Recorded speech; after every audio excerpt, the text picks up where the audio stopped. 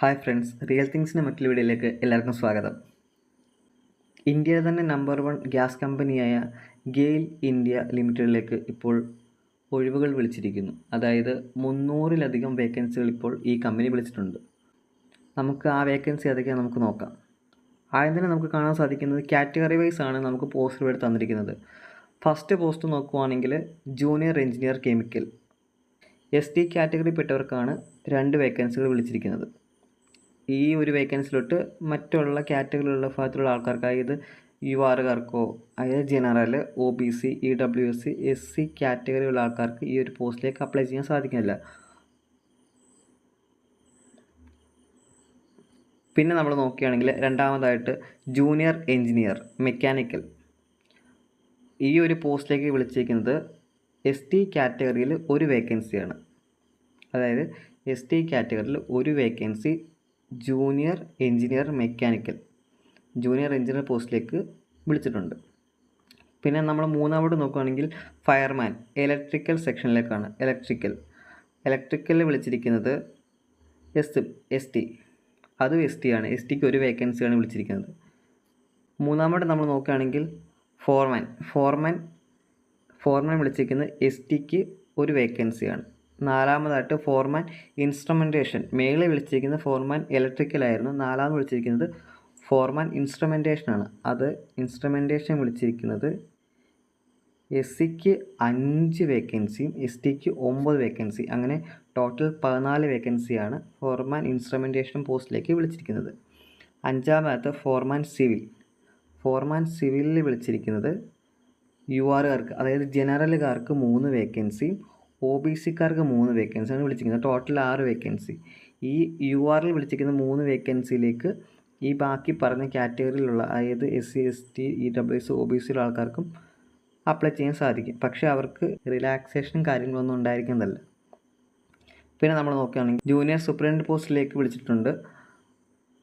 അവിടെ വിളിച്ചിരിക്കുന്നത് ജനറൽ ഒരു വേക്കൻസിയും OBC ഒരു വേക്കൻസിയും SC 2 വേക്കൻസി, ST ഒരു വേക്കൻസിയാണ്. ടോട്ടൽ 5 വേക്കൻസിയാണ് ഈ പോസ്റ്റിലേക്ക് വിളിച്ചിരിക്കുന്നത്. പിന്നെ ഏഴാമതായിട്ട് വിളിച്ചിരിക്കുന്നത് ജൂനിയർ കെമിസ്റ്റിൽ URൽ 3 വേക്കൻസിയും OBCയിൽ 3 വേക്കൻസിയും SCയിൽ 2 വേക്കൻസി, STയിൽ വിളിച്ചിട്ടില്ല. അങ്ങനെ ടോട്ടൽ 8 വേക്കൻസിയാണ് വിളിച്ചിരിക്കുന്നത്. ഈ 3 വേക്കൻസി കെമിസ്ട്രിയിൽ വിളിച്ചിട്ടുണ്ടെങ്കിൽ ആ URൽ 3 വേക്കൻസി ഉള്ളതിൽ ഈ STക്കാർക്കും അപ്ലൈ ചെയ്യാൻ സാധിക്കുന്നതാണ്. പിന്നെ എട്ടാമതായിട്ട് ജൂനിയർ അക്കൗണ്ടൻറ്റ് പോസ്റ്റിലേക്ക് URൽ, അതായത് ജനറൽ ഭാഗത്തു നിന്ന് 7 വേക്കൻസിയാണ് വിളിച്ചിരിക്കുന്നത്. EWSൽ 1 വേക്കൻസി, OBCയിൽ 3 വേക്കൻസി, SCക്ക് 2 വേക്കൻസി, STക്ക് 1 വേക്കൻസി, അങ്ങനെ ടോട്ടൽ 14 വേക്കൻസിയാണ് ജൂനിയർ അക്കൗണ്ടൻറ്റ് പോസ്റ്റിലേക്ക് വിളിച്ചിരിക്കുന്നത്. പിന്നെ നമ്മൾ നോക്കുകയാണെങ്കിൽ ടെക്നിക്കൽ അസിസ്റ്റൻറ്റ് പോസ്റ്റിലേക്ക്, അതായത് ലബോറട്ടറി ടെക്നിക്കൽ അസിസ്റ്റൻറ്റ് പോസ്റ്റിലേക്ക് SCക്കാർക്ക് മാത്രം, SC കാറ്റഗറിയിൽപ്പെട്ട ആൾക്കാർക്ക് മാത്രം 3 വേക്കൻസി മാത്രം. ഓപ്പറേറ്റർ പോസ്റ്റിലേക്ക് UR ജനറലുകാർക്ക് 31 വേക്കൻസി, EWSന് 6 വേക്കൻസി, OBCക്ക് 16 വേക്കൻസി, SCക്ക് 15 വേക്കൻസി, STക്ക് 5 വേക്കൻസി, അങ്ങനെ ആ ഓപ്പറേറ്റർ പോസ്റ്റിലേക്ക് മാത്രം വിളിച്ചിരിക്കുന്നത് 73 വേക്കൻസിയാണ്. ഓർത്ത് നോക്കി, 73 വേക്കൻസി ആ ഒറ്റ പോസ്റ്റിലേക്ക് വിളിച്ചിരിക്കുന്നത്. പിന്നെ നമ്മൾ നോക്കുകയാണെങ്കിൽ ഇലക്ട്രിക്കൽ ടെക്നീഷ്യൻ, അതിൽ 21 വേക്കൻസി വിളിച്ചിരിക്കുന്നത് URലാണ്. EWSന് 4 വേക്കൻസി, OBC കാറ്റഗറിക്ക് 8 വേക്കൻസി, SCക്ക് 6 വേക്കൻസി, STക്ക് 5 വേക്കൻസി, അങ്ങനെ ടോട്ടൽ 44 വേക്കൻസിയാണ് ഇലക്ട്രിക്കൽ ടെക്നീഷ്യൻ ഭാഗത്തിലേക്ക് വിളിച്ചിരിക്കുന്നത്. ടെക്നീഷ്യൻ പിന്നെയും വിളിച്ചിട്ടുണ്ട്, അതായത് ഇൻസ്ട്രുമെൻറ്റേഷൻ ടെക്നീഷ്യനെ വിളിച്ചിട്ടുണ്ട്. ആ ഒരു പോസ്റ്റിലേക്ക് ജനറലുകാർക്ക് 21 വേക്കൻസി, EWSന് 4 വേക്കൻസി, OBCക്ക് 12 വേക്കൻസി, SCക്ക് 5 വേക്കൻസിയും STക്ക് 3 വേക്കൻസി, അങ്ങനെ ടോട്ടൽ 45 വേക്കൻസിയാണ് വിളിച്ചിരിക്കുന്നത്. ടെക്നീഷ്യൻ അടുത്ത് വിളിച്ചിരുന്നത് മെക്കാനിക്കൽ ടെക്നീഷ്യനാണ്. അതിൽ UR ജനറലുകാർക്ക് 19 വേക്കൻസിയും, EWSന് 3 വേക്കൻസി, OBCക്ക് 11 വേക്കൻസി, എസ് സിക്ക് 4 വേക്കൻസിയും എസ് ടിക്ക് 2 വേക്കൻസിയും, എസ് സിക്ക് 5 വേക്കൻസിയും എസ് ടിക്ക് 3 വേക്കൻസിയും, അങ്ങനെ ടോട്ടൽ 45 വേക്കൻസിയാണ് വിളിച്ചിരിക്കുന്നത്. ടെക്നീഷ്യൻ അടുത്ത് വിളിച്ചിരുന്നത് മെക്കാനിക്കൽ ടെക്നീഷ്യനാണ്. അതിൽ UR ജനറലുകാർക്ക് 19 വേക്കൻസിയും EWSന് 3 വേക്കൻസി, OBCക്ക് 11 വേക്കൻസി, എസ് സിക്ക് 4 വേക്കൻസിയും എസ് ടിക്ക് 2 വേക്കൻസിയാണ്. അങ്ങനെ ടോട്ടൽ 31 വേക്കൻസിയാണ് ടെക്നീഷ്യൻ മെക്കാനിക്കൽ വിഭാഗത്തിലേക്ക് വിളിച്ചിരിക്കുന്നത്. അടുത്തതും വിളിച്ചിട്ടുണ്ട് ടെക്നീഷ്യൻ ടെലികോം ആൻഡ് ടെലിമെട്രി വിഭാഗത്തിലേക്കാണ് വിളിച്ചിരിക്കുന്നത്. അതിൽ ജനറലുകാർക്ക് 7 വേക്കൻസിയും, പിന്നെ EWSന് 1 വേക്കൻസിയും, OBCക്ക് 2 വേക്കൻസിയും, എസ് ടിക്കാർക്ക് 1 വേക്കൻസി, അങ്ങനെ ടോട്ടൽ 11 വേക്കൻസിയാണ്. പിന്നെ ഓപ്പറേറ്റർ വിഭാഗത്തിലേക്ക് അതിൽ ജനറലുകാർക്ക് 20 വേക്കൻസിയും, OBCക്കാർക്ക് 3 വേക്കൻസിയും, EWSന് 7 വേക്കൻസിയും, എസ് സിക്ക് 6 വേക്കൻസിയും, എസ് ടിക്ക് 3 വേക്കൻസിയും, അങ്ങനെ ടോട്ടൽ 31 വേക്കൻസിയാണ് വിളിച്ചിരിക്കുന്നത്. അടുത്തതും ഓപ്പറേറ്റർ പോസ്റ്റിലേക്കാണ് ബോയിലർ. അതിൽ ജനറലുകാർക്ക് 5 വേക്കൻസിയും, പിന്നീട് EWSന് 2 വേക്കൻസി, എസ് ടിക്ക് 1 വേക്കൻസി വിളിച്ചിരിക്കുന്നത്, എസ് സിക്ക് 1 വേക്കൻസി, അങ്ങനെ ടോട്ടൽ 8 വേക്കൻസി. അടുത്ത് നമ്മൾ നോക്കുകയാണെങ്കിൽ അക്കൗണ്ട്സ് അസിസ്റ്റൻറ്റ്. അതിൽ ജനറൽ കാറ്റഗറിയിൽപ്പെട്ട ആൾക്കാർക്ക് 6 വേക്കൻസിയും, EWSന് 1 വേക്കൻസിയും, OBCക്ക് 3 വേക്കൻസിയും, എസ് സിക്ക് 2 വേക്കൻസിയും, എസ് ടിക്ക് 1 വേക്കൻസി, അങ്ങനെ ടോട്ടൽ 13 വേക്കൻസിയാണുള്ളത്. 18ാമതായിട്ട് വിളിച്ചിരിക്കുന്നത് ബിസിനസ് അസിസ്റ്റൻ്റ് ആയിട്ടാണ്. അതിൽ URന് 30 വേക്കൻസി ഉണ്ട്, ഉണ്ട്, EWSന് 6 വേക്കൻസി ഉണ്ട്, OBCക്ക് 18 വേക്കൻസിയും, എസ് സിക്ക് 7 വേക്കൻസി, എസ് ടിക്ക് 4 വേക്കൻസിയും, അങ്ങനെ ടോട്ടൽ 65 വേക്കൻസി വിളിച്ചിട്ടുണ്ട്. ടോട്ടൽ നോക്കുകയാണെങ്കിൽ ടോട്ടൽ 391 വേക്കൻസിയാണ് ഇപ്പോൾ വിളിച്ചിരിക്കുന്നത്. പിന്നെ നമ്മൾ മേളിൽ കുറേ കാര്യങ്ങൾ കോളത്തിൽ കണ്ടില്ലേ, ഓരോ വേക്കൻസിക്ക് അവസാനം B, LV, DH ഓരോ കാര്യങ്ങളൊക്കെ, അതിനൊക്കെ അബ്രിവേഷനും എക്സ്പ്ലനേഷനും കൊടുത്തിട്ടുണ്ട്. നമുക്കത് മനസ്സിലായില്ലെങ്കിൽ അത് നോക്കി വായിച്ച് മനസ്സിലാക്കാം. ആർക്കൊക്കെ അപ്ലൈ ചെയ്യാൻ പറ്റും, ആർക്കൊക്കെ അപ്ലൈ ചെയ്യാൻ പറ്റില്ല എന്ന കാര്യങ്ങളൊക്കെ അവിടെ കൊടുത്തിട്ടുണ്ട്. പിന്നീട് നമ്മൾ നോക്കുകയാണെങ്കിൽ എസെൻഷ്യൽ ക്വാളിഫിക്കേഷൻ, അതായത് നമ്മുടെ എഡ്യൂക്കേഷണൽ ക്വാളിഫിക്കേഷൻ എന്ന് പറയുകയാണെങ്കിൽ ഇവിടെ മിക്ക പോസ്റ്റുകൾക്കും എഡ്യൂക്കേഷണൽ ക്വാളിഫിക്കേഷൻ്റെ കൂടെ തന്നെ എക്സ്പീരിയൻസ് ചോദിക്കുന്നുണ്ട്. എക്സ്പീരിയൻസ് ഒരു മെയിൻ ക്രൈറ്റീരിയ ആയിട്ട് വെക്കുന്നുണ്ട്. നമുക്കത് ഏതൊക്കെയാണെന്ന് നോക്കാം. ഫസ്റ്റ് പോസ്റ്റ് പറഞ്ഞത് ജൂനിയർ എഞ്ചിനീയർ ആയിരുന്നു, അതായത് കെമിക്കൽ. അതിൽ നമ്മുടെ സാലറി സ്കെയില്, പിന്നെ ഏജ് ലിമിറ്റ് കൊടുത്തിട്ടുണ്ട്. എല്ലാ തവണത്തെയും പോലെ ഇത്തവണയും ഏജ് റിലാക്സേഷൻ ഉണ്ടായിരിക്കുന്നതാണ്. നമുക്കിപ്പം ജൂനിയർ എഞ്ചിനീയറിൻ്റെ എസൻഷ്യൽ ക്വാളിഫിക്കേഷൻ നോക്കുകയാണെങ്കിൽ diploma in engineering in chemical, chemical technology with minimum 60% mark വേണം. ഈ പറഞ്ഞ ഡിപ്ലോമ ഉള്ളവർക്ക് 60% മാർക്കുണ്ടെങ്കിലും ഈ പോസ്റ്റിലേക്ക് അപ്ലൈ ചെയ്യാം. കൂടാതെ തന്നെ മിനിമം 8 വർഷം വർക്കിംഗ് എക്സ്പീരിയൻസ് വേണം, മിനിമം 8 വർഷം. പിന്നെ നമ്മൾ താഴോട്ട് നോക്കുകയാണെങ്കിൽ രണ്ടാമത്തെ പോസ്റ്റ് ജൂനിയർ എഞ്ചിനീയറാണ്. നമ്മൾക്ക് സാലറി ആയിട്ട് പേ സ്കെയിൽ കൊടുത്തിട്ടുണ്ട്, ഏജിൻ്റെ കാര്യങ്ങളൊക്കെ കൊടുത്തിട്ടുണ്ട്. പിന്നെ നമ്മൾ നോക്കുകയാണെങ്കിൽ ക്വാളിഫിക്കേഷൻ കൊടുത്തിട്ടുണ്ട്. ഇവിടെയും ഡിപ്ലോമയാണ് കൊടുത്തിരിക്കുന്നത്. അതിന് 60% മാർക്ക് തന്നെ വേണം. ഈ പറഞ്ഞ ഡിപ്ലോമ ഉള്ളവരാണെങ്കിൽ ഈ പോസ്റ്റിലേക്ക് അപ്ലൈ ചെയ്യാം. അതിൻ്റെ കൂടെ തന്നെ മേളിൽ പറഞ്ഞ പോലെ തന്നെ 8 വർഷം എക്സ്പീരിയൻസ് വേണം.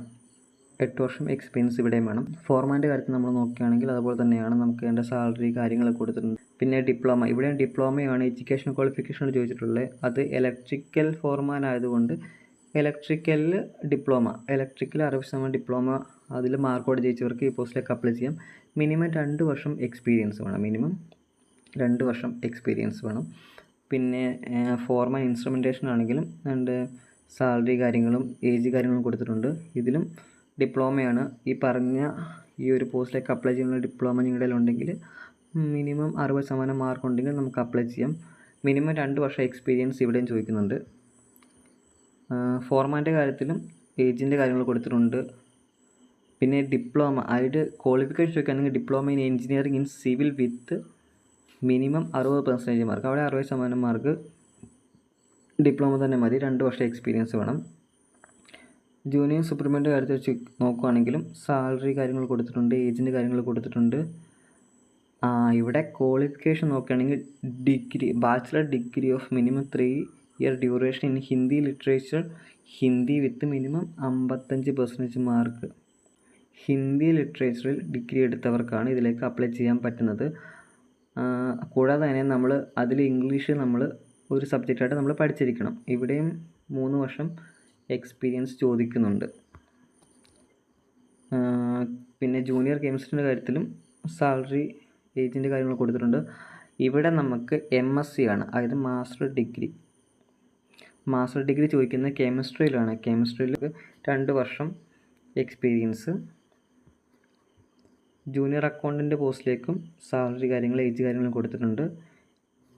ഇവിടെ എഡ്യൂക്കേഷൻ ക്വാളിഫിക്കേഷൻ ചോദിക്കുകയാണെങ്കിൽ intermediate or equivalent in CA പഠിച്ച ആൾക്കാർക്ക് ഇവിടെ അപ്ലൈ ചെയ്യാൻ പറ്റും. CA അല്ലെങ്കിൽ ICWA കോഴ്സ് പഠിച്ചവർക്ക് ഇതിലേക്ക് അപ്ലൈ ചെയ്യാം. ഓർ അതിൻ്റെ കൂടെ തന്നെ മാസ്റ്റർ ഡിഗ്രി ഇൻ കൊമേഴ്സ്, അതായത് MCOM പഠിച്ചവർക്ക് മിനിമം 50% MCOM പഠിച്ചവർക്ക് നമുക്ക് ഇതിലേക്ക് അപ്ലൈ ചെയ്യാം. ഇതിനും 2 വർഷം എക്സ്പീരിയൻസ് ചോദിക്കുന്നുണ്ട്. ടെക്നിക്കൽ അസിസ്റ്റൻറ്റ്, ലബോറട്ടറിയിലെ ടെക്നിക്കൽ അസിസ്റ്റൻറ്റ് പോസ്റ്റിലേക്കും സാലറി കാര്യങ്ങൾ, ഏജിൻ്റെ കാര്യങ്ങൾ കൊടുത്തിട്ടുണ്ട്. ഇവിടെ നമ്മൾക്ക് ചോദിച്ചിരിക്കുന്നത് ബാച്ചിലർ ഡിഗ്രി ഇൻ സയൻസ്, അതായത് BSc വിത്ത് കെമിസ്ട്രി വേണം. വിത്ത് കെമിസ്ട്രി ഉള്ള BSc ഉള്ളവർക്ക് 3 വർഷം ഡിഗ്രി വരുന്ന 3 വർഷം ആയതുകൊണ്ട് അങ്ങനെ കൊടുത്തിരിക്കുന്നത്. 55% മാർക്ക് വേണം. പിന്നെ 1 വർഷത്തെ എക്സ്പീരിയൻസ് ചോദിക്കുന്നുണ്ട്. ഓപ്പറേറ്റർ കെമിക്കലിലും നമുക്കിപ്പം ഡിഗ്രി ഇൻ സയൻസ്, അതായത് BScയിൽ ഫിസിക്സോ കെമിസ്ട്രിയോ മാത്തമാറ്റിക്സോ പഠിച്ചവർക്ക് ഇവിടെ മിനിമം 1 വർഷം എക്സ്പീരിയൻസ് ചോദിക്കുന്നുണ്ട്.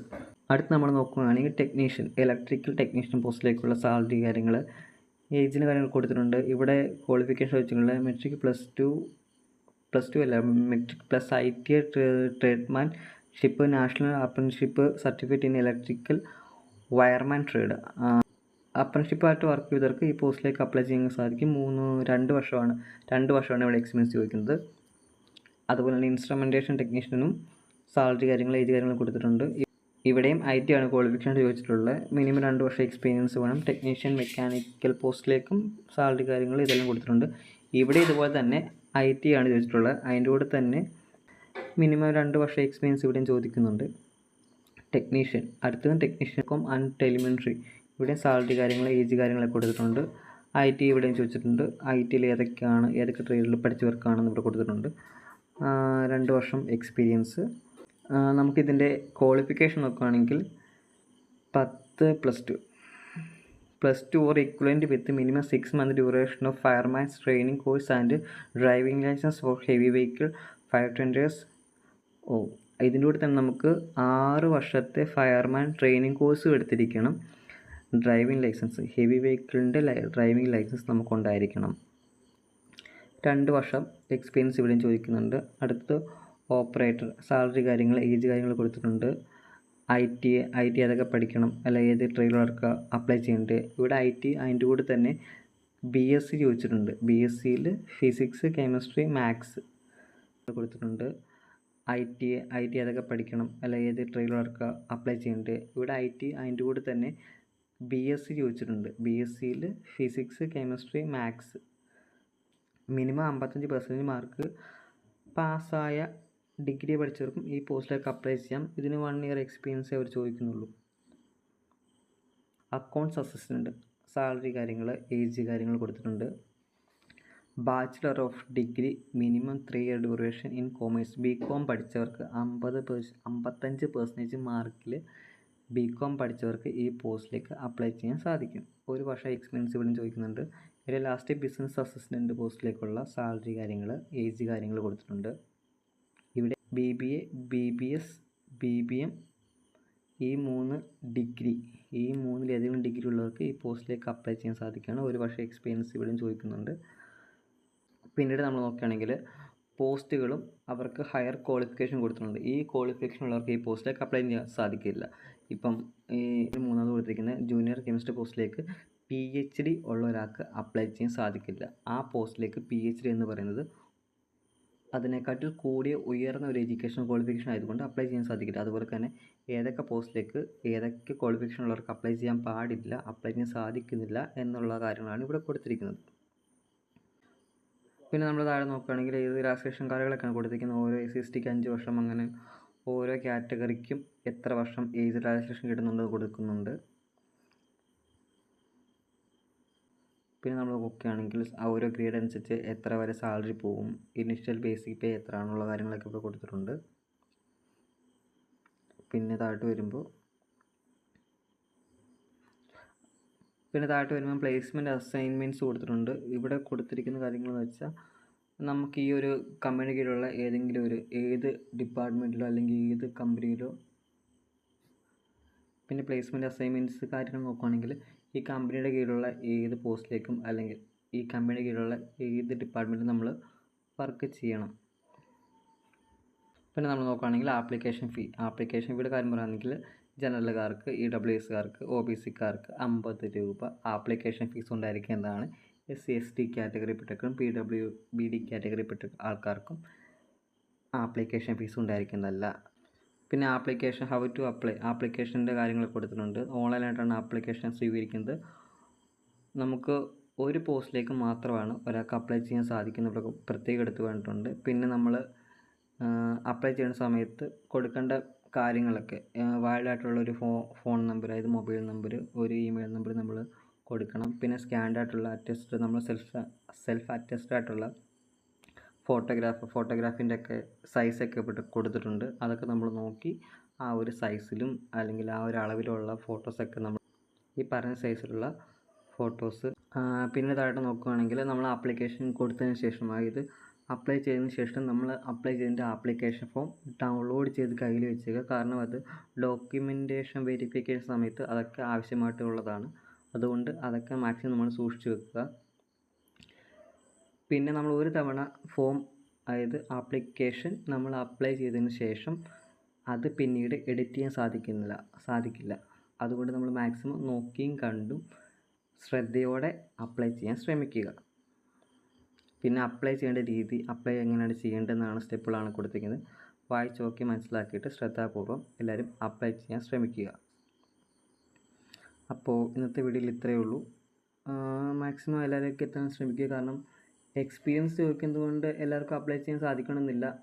നമ്മുടെ കൂട്ടത്തിൽ ആരെങ്കിലുമൊക്കെ ഈ ക്വാളിഫിക്കേഷൻ ആൾക്കാർ അല്ലെങ്കിൽ ഈ ഒരു മേഖലയിൽ വർക്ക് ചെയ്ത എക്സ്പീരിയൻസ് ഉള്ള ആൾക്കാരുണ്ടെങ്കിൽ അവർക്ക് മാക്സിമം ഷെയർ ചെയ്യാൻ ശ്രമിക്കുക. അവർക്കിത് ഉപകാരപ്പെടട്ടെ. അത്രയേ ഉള്ളൂ. Thank you.